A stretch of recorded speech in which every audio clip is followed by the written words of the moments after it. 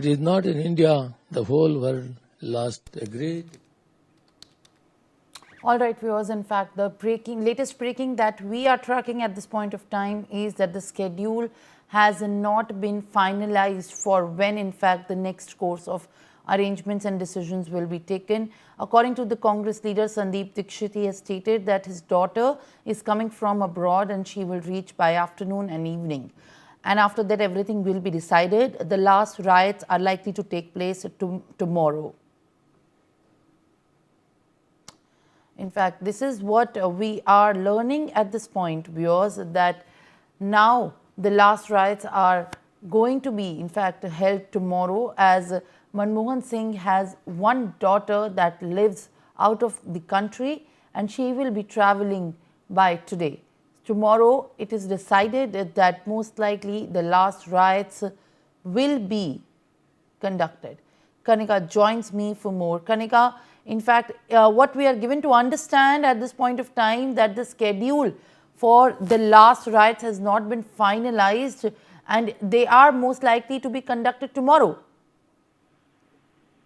देखिए सर, बिल्कुल साफ तौर पे डॉक्टर मनमोहन सिंह का अंतिम संस्कार जो है, जो लास्ट क्रिमेशन सेरेमनी होती है, वो कल संभवतः रखी जाएगी। इस बात की जानकारी जो है आपसे कुछ देर पहले केसी वेणुगोपाल जो है उन्होंने दी है। इसके अलावा आज जो है 11 बजे के बाद जो है उनके पार्थिव शरीर को जो है वो कांग्रेस मुख्यालय में रखा जाएगा। उसके बाद तमाम जो कार्यकर्ता नेता है वो उनका अंतिम दर्शन करने के लिए वहाँ पे मौजूद रहेंगे। लेकिन क्योंकि उनकी बेटी, जिसकी डॉटर है, वो अमेरिका में रहती है और वो देर रात तक इंडिया वापस आएंगी और उसके बाद ही जो है क्रिमेशन सेरेमनी जो होती है वो कल की जाएगी। हालांकि ये सब सारे साक्ष्य जो है सरकार की ओर से भी ले जाएंगे, लेकिन परिवार के लोगों का यही कहना है कि उनकी जो तीसरी बेटी है वो देश के बाहर रहती है। जब वो देश के भीतर मौजूद रहेंगी, देर रात तक वो जब पहुंच जाएंगी इंडिया, उसके बाद जो है कल संभवतः उनका अंतिम संस्कार जो है वो किया जाएगा। लेकिन उससे पहले उनके पार्थिव शरीर को जैसे ही बारिश बंद होगी, मौसम ठीक होगा, कांग्रेस मुख्यालय में रखा जाएगा। तमाम जो इंतजाम है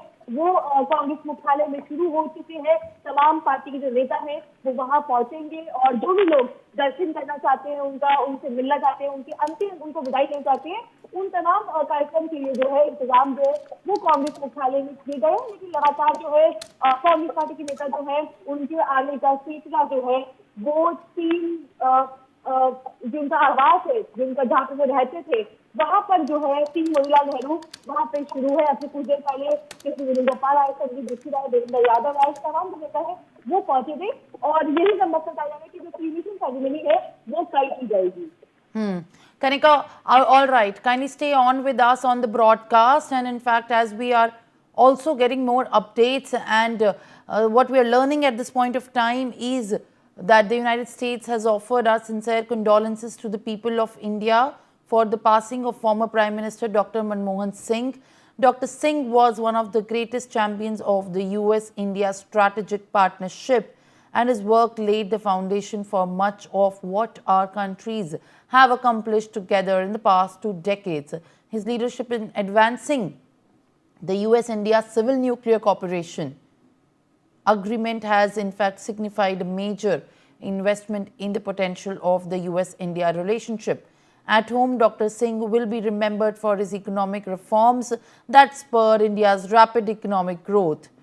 As per the statement, in fact, and I quote, "We mourn Dr. Singh's passing and we will remember his dedication to bring the United States and India closer together."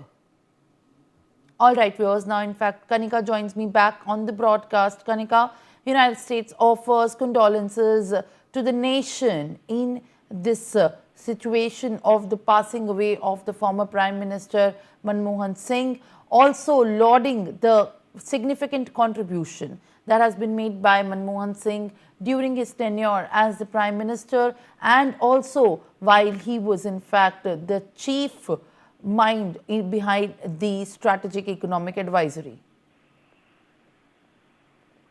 देखिए सुमन, बिल्कुल मनमोहन सिंह को आज पूरा देश जो है उनकी तमाम कुछ उपलब्धियों के लिए याद करता है, जो उन्होंने यूपीए 1 और यूपीए 2 के टाइम से बड़े बड़े फैसले लिए। चाहे वो मनरेगा की बात हो, चाहे राइट टू एजुकेशन बिल लाने की बात हो, इसके अलावा तमाम जो ऐतिहासिक फैसले हो वो मनमोहन सिंह की सरकार ने लिए। और मनमोहन सिंह बतौर प्रधानमंत्री जब रहे तो उन्होंने हमेशा अपनी सरलता से लोगों के दिल को जीतने और अपने काम को मजबूत देने का काम किया है। मनमोहन सिंह की सबसे बड़ी खासियत ये थी कि वो एक सरलता के साथ काम करने वाले प्राइम मिनिस्टर थे, जिनका हमेशा कहना था कि जो जिम्मेदारी देश की जनता ने उनको दी है वो उस जिम्मेदारी को पूरा करेंगे। मुझे याद है कि लास्ट जो प्रेस कॉन्फ्रेंस मनमोहन सिंह ने बतौर प्राइम मिनिस्टर की थी तो उन्होंने कहा था कि देश जब भी उनको इतिहास में याद करेगा तो उनकी जो काइंडनेस है उसको देखते हुए लोग उनको याद करेंगे। और वही दिन जो है वो आज का देखने को मिल रहा है कि तमाम देशवासी जो है वो उनकी सरलता के लिए उनको याद करते हुए नजर आ रहे हैं। और खासतौर पे मनमोहन सिंह की बात करें